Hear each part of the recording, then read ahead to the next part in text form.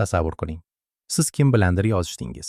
Keyin xabarni o'chirib tashladingiz va o'ylaysiz, bo'ldi, tugadi. Lekin men sizga bitta savol beraman. Siz o'chirgan xabarlar rostdan ham yo'q bo'lib ketadimi? Javob: yo'q.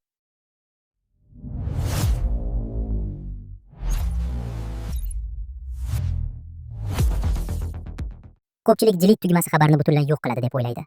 Ammo internet bu oddiy daftar emas. Internet bu millionlab serverlar, zaxira nusxalar va yashirin nusxalardan iborat ulkan sistema. Bugun sizga shuni tushuntiraman. Nima uchun o'chirilgan xabarlar baribir saqlanib qolishi mumkin? Tasavvur qiling. Siz uyda qog'ozga biror gap yozdingiz, keyin uni yirtib tashladingiz. Lekin agar shu qog'ozdan oldin kimdir suratga olgan bo'lsa, nusxa ko'chirgan bo'lsa yoki skaner qilib saqlab qo'ygan bo'lsa, siz yirtganingiz bilan u baribir yo'q bo'lib ketmaydi. Internet ham xuddi shunday ishlaydi. Delete bosganingizda aslida nima bo'ladi? Ko'p hollarda bu shunchaki xabar sizning ekraningizdan yo'qoladi, lekin serverdan o'chmaydi. Ya'ni delete tugmasi bu ko'pincha interfeysni yashirish xolos. Xabar serverda hali ham bo'lishi mumkin. Ba'zida esa u serverdan o'chsa ham, u boshqa joylarda qolib ketadi. Eng katta sabab backup va cache. Backup degani zaxira nusxa. Internetdagi katta kompaniyalar ma'lumotlarni doim zaxiralab boradi. Sababi oddiy. Agar server ishdan chiqsa, hamma narsa yo'q bo'lib ketmasligi kerak. Shuning uchun Telegram bo'ladimi, Instagram bo'ladimi, WhatsApp bo'ladimi yoki email bo'ladimi?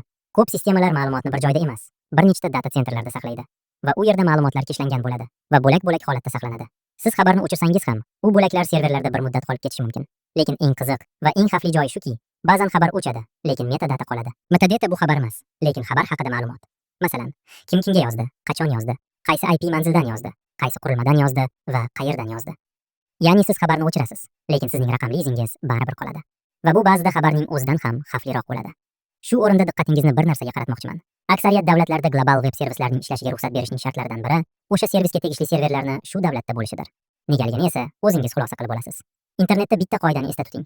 Bir marta yuborilgan narsa doimiy bo'lishi mumkin. Siz o'chirganingiz bilan u serverda qolishi mumkin, backupda qolishi mumkin, loglarda qolishi mumkin yoki kimdir skrinshot qilib saqlab qo'ygan bo'lishi mumkin. Internetda delete degan narsa ko'pincha faqat sizni tinchlantirish uchun ishlaydi.